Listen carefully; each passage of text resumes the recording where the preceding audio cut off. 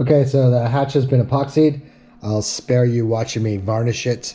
Next time you see this, we'll be installing it somewhere on Talitha.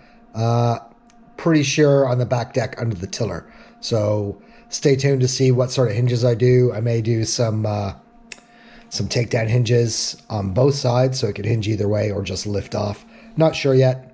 I'm away the next couple weeks, but you can expect a video every Saturday morning my time. Depending on where you're watching, that'll be a different day or time. But I'll be doing the Royal Yacht Association Competent Crew course. I should be doing my day skipper course, or at least the shore theory portion of that. And also taking a short trip over to New Zealand to do a trek on the Rootburn Trail. So hopefully we can upload a quick video of that too, and some sailing when I get back.